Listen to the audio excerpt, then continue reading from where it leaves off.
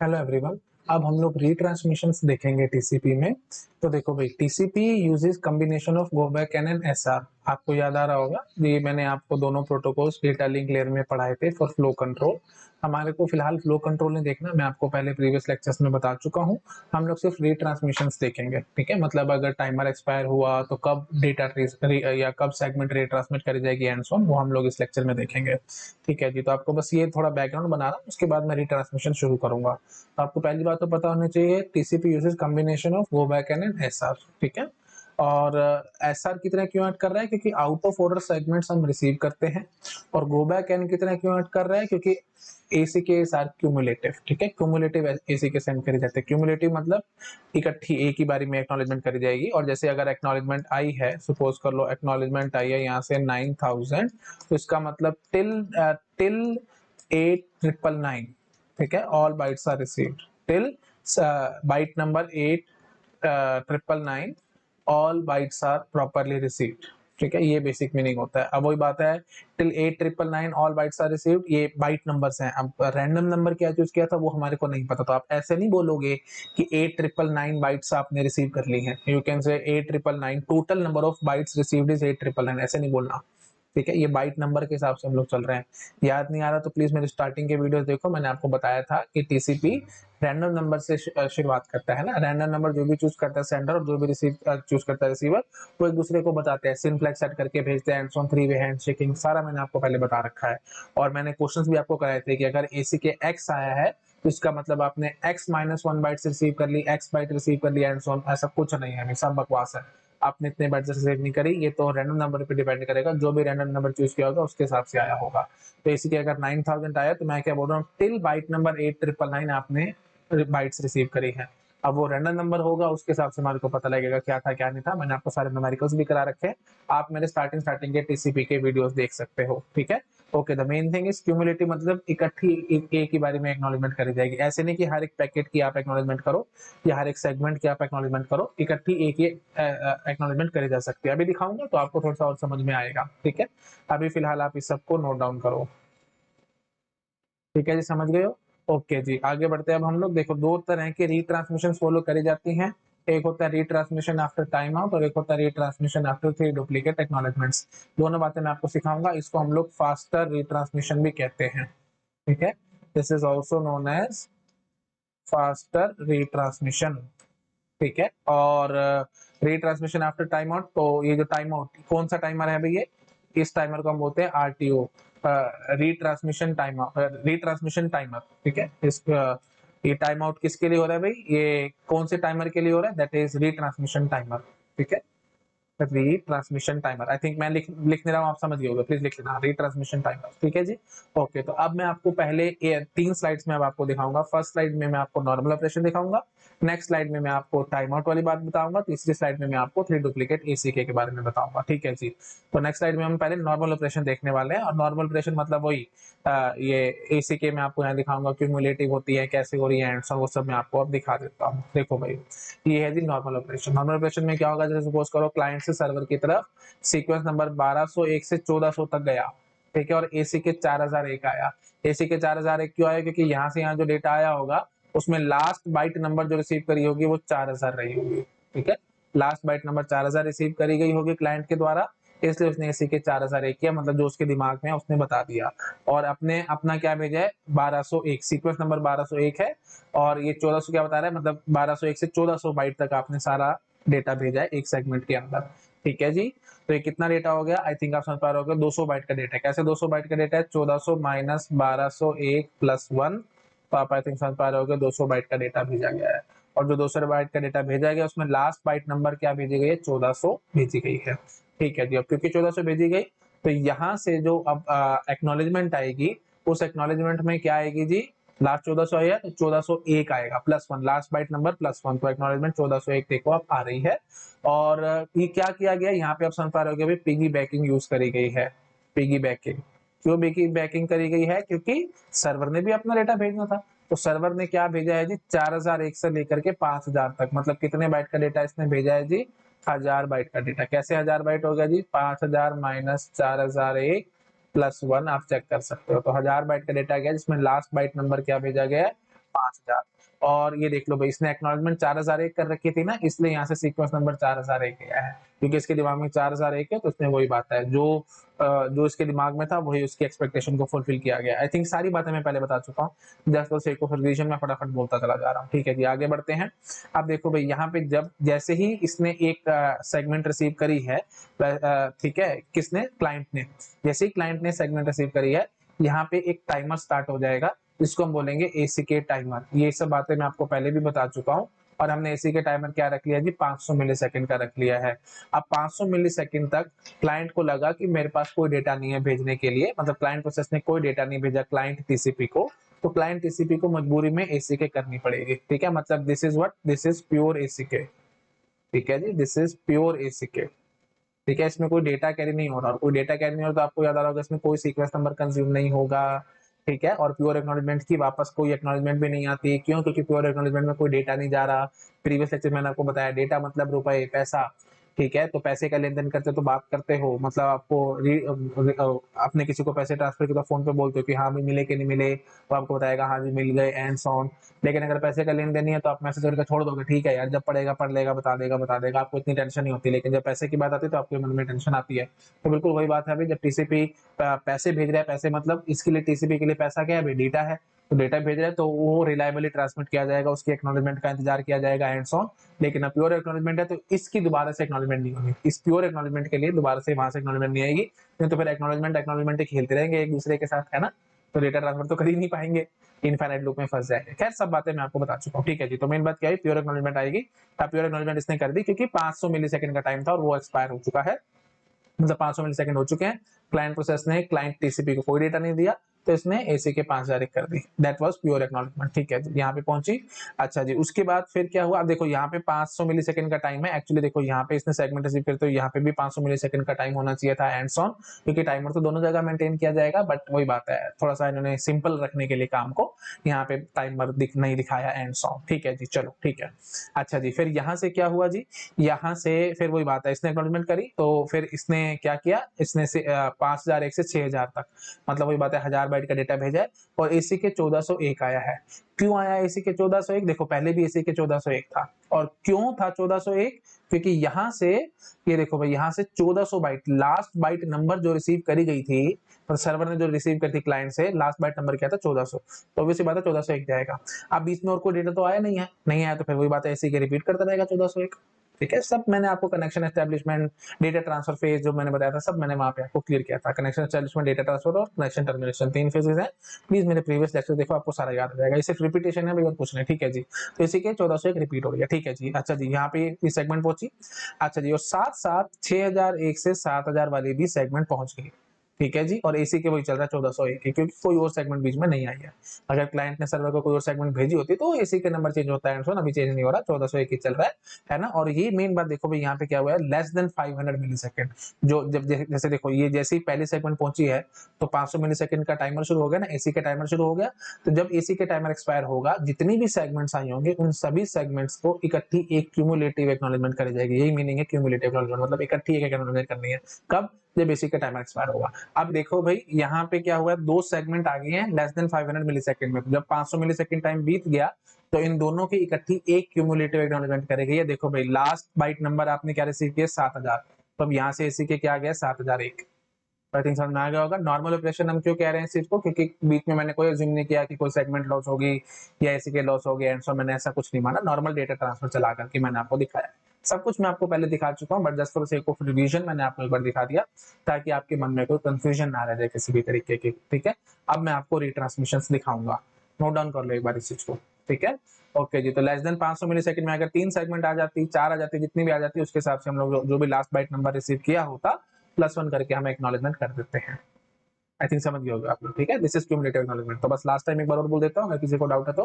Cumulative acknowledgement का मतलब क्या है भाई, जैसे ही एक you can say segment receive करी जाएगी, एसी के टाइमर स्टार्ट हो जाएगा। ठीक है, और जब एसी के टाइमर एक्सपायर होगा उसके बीच में, जैसे 500 मिलीसेकंड टाइम था, ये देखो जैसे यहाँ से एक एक्नॉलेजमेंट, एक सेगमेंट आई, सेगमेंट आते ही एसी के टाइमर शुरू हो गया, 500 मिलीसेकंड बीत गए। अब 500 मिलीसेकंड के अंदर अंदर जितनी भी सेगमेंट्स आई होंगी हमारे को कोई मतलब नहीं है, हम लास्ट बाइट देखेंगे उनका, है ना, जो भी लास्ट सेगमेंट आई होगी जो भी 500 मिली सेकेंड के अंदर अंदर जो भी आपने लास्ट सेगमेंट रिसीव करी होगी और उसकी जो लास्ट बाइट नंबर होगी आप उसमें +1 करके एक्नॉलेजमेंट कर देंगे। That is cumulative acknowledgement, that is the meaning of cumulative acknowledgement. ठीक है, नोट डाउन करो, आगे बढ़ रहा हूँ। कर लिया, ठीक है जी। अब देखो भाई लॉस सेगमेंट की कहानी मैं अब आपको दिखा रहा हूँ। लॉस सेगमेंट की कहानी क्या, देखो भाई सीक्वेंस नंबर 501 से 600 गया, एसी के एक्स है, एसी के एक्स क्यों कर रहा है वो भी बात है, यहाँ से जो भी आया होगा कुछ वो हमारे को कोई मतलब नहीं है, और रादर हम फिलहाल मान ही नहीं दे कि रिसीवर से कोई डेटा आ रहा है, हम लोग मान के चल रहे सिर्फ सर्वर से ही डेटा जा रहा है। ठीक है, तो रिसीवर से जो भी लास्ट बाइट आई होगी तो ये आ सकता है क्वेश्चन, अगर एसी के एक्स करी गई है तो लास्ट बाइट नंबर क्या रिसीव करी गई होगी भाई, x-1। ठीक है जी, तो x-1 will be the last byte number जो सेंडर ने रिसीव करी होगी रिसीवर के द्वारा, और उसमें +1 करके एसी के करता रहेगा। अब यहाँ से कोई डेटा आया ही नहीं है, प्लीज ध्यान रखो, यहाँ से कोई डेटा आया ही नहीं है तो हम एसी के एक्स ही चलाते रहेंगे। यहाँ पे देख लो भाई हर जगह एसी के एक्स ही चल रही है, तो एसी के बात मत करना मेरे साथ, ठीक है, वो हमने अज्यूम कर ली एक्स। अब यहाँ पे एक सिंपल बात करो, सीक्वेंस नंबर 501 से 600 यहाँ पे भेजा गया, सेंडर ने रिसीवर के पास भेजा, और साथ साथ 601 से 700 भी भेजा। ठीक है, तो वही बात है, एसी के टाइमर चला होगा और उस दौरान यहाँ पे 2 सेगमेंट्स आई हैं, तो इन्होंने इसने क्या कर दिया, last byte number, last segment जो आपने रिसीव करी है उसकी लास्ट बाइट नंबर +1 एसी के 701 इसने कर दिया। ठीक है जी। अब एसी के 701 करने के बाद यहाँ से एक और सेगमेंट चली, वही बात है, एसी के 701 किया तो मतलब दिमाग में क्या चल रहा है, मतलब रिसीवर के दिमाग में क्या चल रहा है, 701। तो ठीक है जी, इसको उसकी बातों पे खरा उतरना पड़ेगा, तो इसलिए इसने सीक्वेंस नंबर 701 भेजा। सीक्वेंस नंबर 701 है प्लीज, और ये बता रहा है लास्ट बाइट नंबर जो आप सेंड कर रहे हो, तो पहली बाइट और लास्ट बाइट नंबर आपके पास है, और सीक्वेंस नंबर क्या होगा, जो भी फर्स्ट बाइट नंबर था, दैट इज 701। समझ पा रहे हो आप लोग, ठीक है जी। तो 701 से 800 यहाँ गई, बट ये रास्ते में लॉस हो गई। ठीक है, लॉस हो गई, और 801 से 900 वाली यहाँ पे पहुंच गई। ठीक है, सपोज कर लो 801 से 900 वाली यहाँ पहुंच गई, बट ये रास्ते में लॉस हो गई। तो भी प्लीज ध्यान रखना, इस सेगमेंट को जो इसने रिसीव करी है उसकी एक्नॉलेजमेंट नहीं करी थी इसने, क्योंकि इसके जो दिमाग में चल रहा है इसने ये बताना है, इसके दिमाग में क्या था 701, तो इसने 701 ही किया है।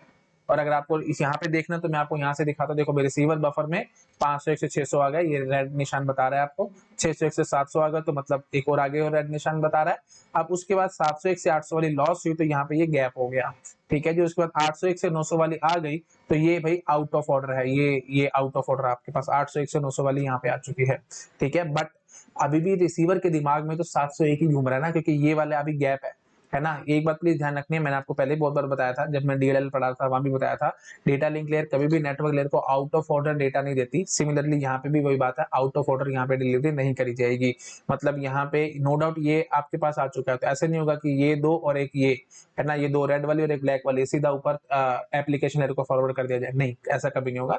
डेटा आउट ऑफ ऑर्डर कभी भी डिलीवर नहीं किया जाएगा, हमेशा इन ऑर्डर ही किया जाएगा। तो यहाँ पे जो गैप है कि जब तक भरा नहीं जाएगा तब तक नहीं ऊपर सेंड हो सकता। अगर भेजना चाहते हैं भी ऊपर सेंड करना तो ये दो आप भेज सकते हो, आप फ्री हो यहाँ पे, क्योंकि ये दोनों इन ऑर्डर है। ठीक है, हमेशा इन ऑर्डर डिलीवरी होगी, ये बात ध्यान रखनी है। ठीक है जी, तो गैप रह गया था, तो इसके दिमाग में तो अभी भी वही चल रहा था ना, यहाँ पे पहली बाइट नंबर क्या होगी 701, तो इसके दिमाग में वही 701 ही घूम रहा है, तो इसने इसी के 701 ही किया है। आई थिंक समझ पा रहे होगे आप लोग, ठीक है जी। और इसने फिर ये देखो, अब वही बात है, टाइम आउट, टाइमर एक्सपायर हुआ, आरटीओ जिसको हम कहते हैं retransmission time out, retransmission time out, जिसको हम लोग टाइम आउट टाइमर भी कह देते हैं कई बार। ठीक है, अलग अलग किताबों की अलग अलग बातें हैं, अलग अलग टर्म्स और कुछ। ठीक है जी, तो जो 701 800 वाली थी ये लॉस हुई है ना, और टाइम आउट जैसी सेगमेंट सेंड करी जाती है ना, टाइम आउट टाइमर स्टार्ट कर लिया जाता है। ठीक है, खैर मैं इतनी डिटेल में नहीं जा रहा हूँ, ये इंप्लीमेंटेशन डिपेंडेंट होता है कि हर एक सेगमेंट की अलग अलग आरटीओ, हर एक सेगमेंट का अलग अलग टाइम आउट टाइमर लगाना है या एक ही लगाना है, या लेफ्ट मोस्ट जो भी सेगमेंट है, जो फर्स्ट सेगमेंट सेंड करे उसका टाइम आउट टाइमर लगाना है, वो सब खैर अलग अलग इंप्लीमेंटेशन डिपेंडेंट है ना। लेकिन आपकी फ्रोजन की किताब में दिया हुआ है कि जो भी लेफ्ट मोस्ट सेगमेंट हो गया, कैसे जो भी आपने फर्स्ट सेगमेंट सेंड करी है उसी के लिए हम लोग टाइम आउट टाइमर मेंटेन करते हैं। ठीक है, खैर चलो ठीक है, इतना डिटेल में रियली रिक्वायर्ड नहीं है। जब बात आ गई इंप्लीमेंटेशन डिपेंडेंट की तो फिर आपको टेंशन लेने की जरूरत नहीं है, गेट एग्जाम में सब चीजों से क्वेश्चन नहीं आने वाले। ठीक है जी, और अगर आ भी गया तो आप क्या बोलोगे, इंप्लीमेंटेशन डिपेंडेंट है। ऐसे नहीं बोलना कि हमेशा हमेशा जो फर्स्ट सेगमेंट होगी उसका करेंगे या सबका अलग अलग करेंगे एंड सो ऑन, वो सब इंप्लीमेंटेशन डिपेंडेंट है। ठीक है जी, दो ही ऑप्शन है ना भैया, तो सबसे पहले वाली की कर लो या फिर सब की अलग अलग कर लो, पकड़ गए आप लोग। चलो ठीक है जी, आगे बढ़ते हैं। ठीक है जी, तो इसका ये आरटीओ हो गया, मतलब रीट्रांसमिशन, ये टाइम आउट हो गया यहाँ पे है ना। टाइम आउट होने के बाद फिर ये जो 701 से 800 वाली थी ये आपने रिसेंड कर दी, रिसेंड कर दी, तो अब देखो भाई आउट ऑफ ऑर्डर था, ये गैप हमारा भर गया यहाँ पे है ना। जो ये गैप था, ये गैप हमारा यहाँ पे भरा जा चुका है। Let me use a different colour, ठीक है जी, ओके जी। तो ये यहाँ पे ऐसे ये भरा जा चुका है और अब ये सब कुछ हमारा इन ऑर्डर सब कुछ हो चुका है। तो यहाँ से अब एसी के क्या जा रहा है, 901 जा रहा है ना, क्योंकि वही बात है 900 तक हम रिसीव कर चुके थे, तो एसी के 901 जा रहा है। तो एसी के 901 जाने का मतलब अब तक की सारी बाइट्स आप रिसीव कर चुके हो, ठीक है, मतलब 900 तक, till 900 byte number, all bytes have been received, byte number, ठीक है, प्लीज ध्यान रखना। अब ये मत बोल देना कि 900 बाइट रिसीव कर लिया आपने, no no no, random number पे डिपेंड करेगा, जो भी रैंडम नंबर चूज किया था उसके हिसाब से चलेंगे। तो अब यहाँ पे हम क्लियरली देख लेते हैं कि हमने कितनी बाइट्स रिसीव करी है। 501 से आया था, 501 से 900 तक, है ना, तो ये कितनी होगी जी, 100 बाइट की 4 सेगमेंट्स होगी, तो 400 बाइट आपने रिसीव करी है, आप ऐसे सोच सकते हैं। सारे न्यूमेरिकल्स मैंने आपको करा रखे हैं, प्लीज मेरे प्रीवियस लेक्चर्स देखो, मैं यहाँ पे बार बार बोल के टाइम पास नहीं करूंगा, ठीक है जी, कर लो भाई, नोट डाउन कर लो, प्रीवियस लेक्चर्स देखो, मैंने समझाया था आपको, और ये सारे क्वेश्चंस बहुत बार रिपीट भी हैं जो मैंने आपको बताया था। एसी के नंबर एक्स आया, अगर एसी के नंबर जो आपने रिसीव किया वो एक्स आया है, तो इसके अंदर आपने कितनी बाइट्स रिसीव कर ली, x-1 बाइट्स रिसीव कर ली, x बाइट रिसीव कर ली, एंड सो ऑन। तो सब बकवास है, none of the option correct होगा, है ना, क्योंकि वो रैंडम नंबर पे डिपेंड करेगा, जो भी रैंडम नंबर होगा उसके हिसाब से हम लोग देखेंगे भी कितनी बाइट रिसीव करेगी, एंड सो ऑन। ठीक है, चलो मैंने नाना करते करते रिपीट भी कर दिया। चलो जी, ठीक है, तो मेन बात क्या हुई, एसी के 900 बन जाएगी, तो समझ पा रहे होगे आप लोग। तो लॉस सेगमेंट वाला हमारे को क्या करना है, तो जब सेगमेंट लॉस हो जाएगी, टाइम आउट होगा, टाइम आउट होने के बाद ऑटोमेटिकली रीसेंड कर जाएगी और फिर वहां से जो भी एक्नॉलेजमेंट आने की वो आ जाएगी। ठीक है जी, तो मेन बात क्या है, आउट ऑफ ऑर्डर डिलीवरी यहाँ पे एक्सेप्ट हो रही है, क्योंकि out of order delivery accept हो रही है, तो इसलिए मैं इसको कह सकता हूँ इट इज एसआर टाइप, ठीक है, सिलेक्टिव रिपीट टाइप। और गो बैक एन की तरह क्यों है, क्योंकि एक्नॉलेजमेंट क्यूमुलेटिव है ना, एक ही एक्नॉलेजमेंट कर रहे हैं हम लोग, मतलब हर एक पैकेट के अलग अलग नहीं कर रहे, हर एक सेगमेंट के अलग एक्नॉलेजमेंट नहीं कर रहे, इकट्ठी एक ही बारे में करते हैं। मतलब एसी के टाइमर एक्सपायर होगा, उसके एसी के टाइमर के दौरान, जैसे 500 मिली सेकंड है, 500 मिली सेकंड के अंदर जितने भी सेगमेंट्स आ जाएंगे, जो भी लास्ट सेगमेंट रहेगी उसकी last byte number +1, that will be the acknowledgement number, ठीक है, समझ लो, नोट डाउन करो, आगे बढ़ रहा हूँ, कर लिए, ठीक है जी। हाँ जी, तो रिसीवर, ये मैंने लाइन लिखी है, the receiver TCP delivers only order data to the process, है ना, आउट ऑफ ऑर्डर नहीं करता, एक्सेप्ट कर लेते आउट ऑफ ऑर्डर, लेकिन जो प्रोसेस होगा, एप्लीकेशन का प्रोसेस होगा, उसको कभी आउट ऑफ ऑर्डर नहीं दिया जाता, ठीक है जी। एक है जी फास्ट रीट्रांसमिशन की कहानी, फास्ट रीट्रांसमिशन की कहानी क्या कह रही है, देखो भाई 101 से 200 आया और वो एसी के एक्स ही चल रहा है, देखो यहाँ से कोई डेटा नहीं आ रहा, तो इसलिए हम एसी के एक्स ही चला रहे हैं, ठीक है, तो एसी के की बात करना ही मतलब है। हाँ जी, ठीक है जी, तो 101 से 200 आया, बफर में यहाँ स्टोर हो गया, 201 से 300 आया, वो भी बफर में स्टोर हो गया, और यहाँ से एसी के 301 चला गया, है ना, क्योंकि अब दिमाग में उसके 301 था, ठीक है जी। अब इसने सीक्वेंस नंबर 301 से 400 वाली सेगमेंट भेजी, ये रास्ते में लॉस हो गई, और उसके बाद साथ साथ 401 से 500 वाली पहुंच गई यहाँ पे, तो ये एक बीच में गैप आ गया, ये 401 से 500 आ गई, 501 से 600 भी आ गई, ठीक है, और 601 से 700 वाली भी आ गई, 3 आ चुकी है, और साथ साथ ये भी देख लो जो लॉस हुई थी, उसके बाद एसी आप देखो, नो डाउट आपने 401 से 500 वाली रिसीव करी है, लेकिन यहाँ से एसी के 301 जाएगा, ठीक है, उसके बाद 501 से 600 वाले जब आपने रिसीव करी, फिर एसी के 301 जाएगा, ठीक है, और 601 से 700 वाले रिसीव करी, फिर एसी के 301 जाएगा, और ये देख लो ध्यान से, साथ साथ हम लोग कर रहे हैं, एसी के टाइमर के एक्सपायर होने का इंतजार नहीं कर रहे हैं, ठीक है, साथ साथ ही करते जा रहे हैं। 401 से 500 वाली जैसे ही आउट ऑफ ऑर्डर आप एक्सेप्ट करते हो delivery, out of order delivery accept करते ही जो आपके दिमाग में थी ना एसी के, वो आपको करनी होगी, जो भी बाइट नंबर आपके दिमाग में थी आपको वो करनी है।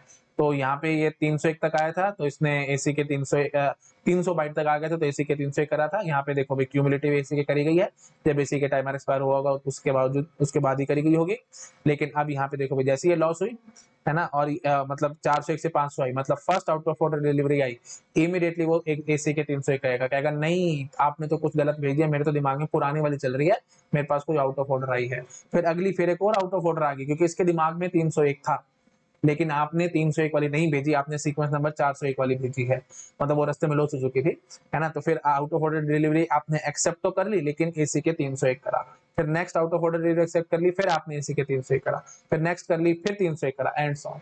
तो मेन बात क्या है, जब भी 3 डुप्लीकेट एसी के आ जाती है, तो इमीडिएटली आप रीसेंड कर देते हो पैकेट, ठीक है, यहाँ पे 3 डुप्लीकेट एसी के आपने रिसीव कर ली है, समझ पा रहे हो, ये देखो ये 3 डुप्लीकेट एसी के आपने रिसीव करी, जैसे ही 3 डुप्लीकेट एसी के आपने एक्सेप्ट करी, तो इमीडिएटली आप पैकेट को रीसेंड कर दोगे, टाइम आउट बेशक से अभी ना हुआ हो, ठीक है, टाइम आउट हुए बिना ही हम लोग पैकेट सेंड कर लेते हैं, ठीक है जी, ओके जी। तो यहाँ ये देखो भाई आपके पास 3 पैकेट यहाँ लग चुके थे, हाँ जी, और जैसे ही आपने यहाँ से 301 और 400 वाला रीसेंड किया, है ना, रीसेंड करा, तो ये जो गैप हमारा बच रहा था ये फिल आउट हो गया, फिल आउट होने के बाद देख लो भाई लास्ट 700 तक रिसीव किया गया था, तो सीधा एक इकट्ठी क्यूमुलेटिव एसी की कर दी गई 701।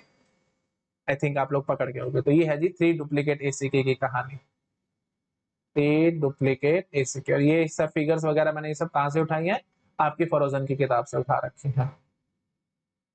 ठीक है जी, आई थिंक क्लियर हो गया होगा सब लोगों को मैं क्या कहने की कोशिश कर रहा हूँ। चलो ठीक है जी, इसको नोट डाउन कर लो, that's it. So this is all about faster retransmission and total जो दो हमारे पास वे आउट थे रिट्रांसमिशन के, वो मैंने आपको दिखा दिए, आरटी आफ्टर टाइम आउट और आरटी आफ्टर 3 डुप्लीकेट एसीके। ठीक है जी, चलो करो भाई, नोट डाउन करो।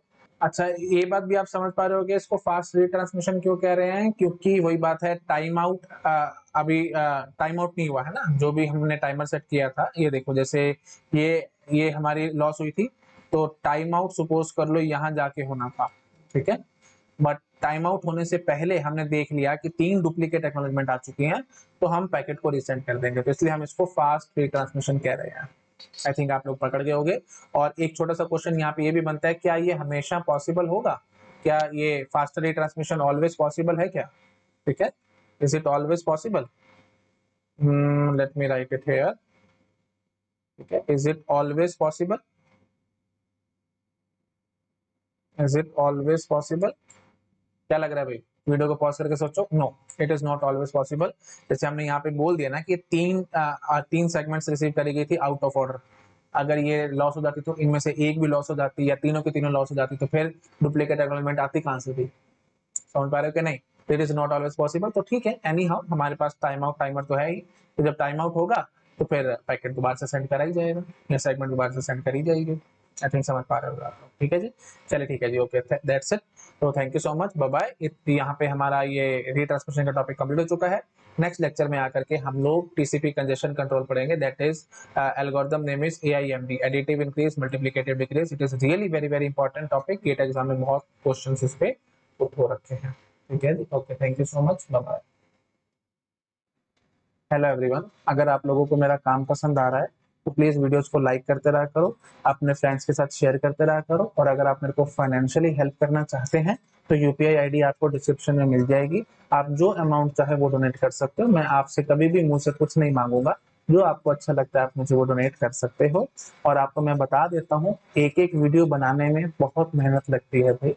ऑन एन एवरेज अगर मैं 1 घंटे की रिकॉर्डिंग कर रहा हूँ तो मुझे 3 से 4 घंटे लग जाते हैं, और मैं डेली बेसिस पे आपके लिए 3 घंटे के अराउंड रिकॉर्डिंग कर रहा हूँ, मतलब 2 से 3 लेक्चर मैं रोज डाल रहा हूँ, तो ऑन एन एवरेज में 12 से 13 घंटे काम कर रहा हूँ। मॉर्निंग में सुबह उठता हूँ, आई थिंक 8 o'clock के अराउंड, और उसके बाद से ही मेरा पूरा दिन स्टार्ट होता है, और लगभग मैं रात को 11 बजे तक काम करता हूँ। ठीक है, तो पूरा दिन मैं आप लोगों के लिए डिवोट कर रहा हूँ। अगर आपको अच्छा लग रहा है मेरा काम तो प्लीज मुझे सपोर्ट करो। ठीक है, okay, thank you so much, bye bye.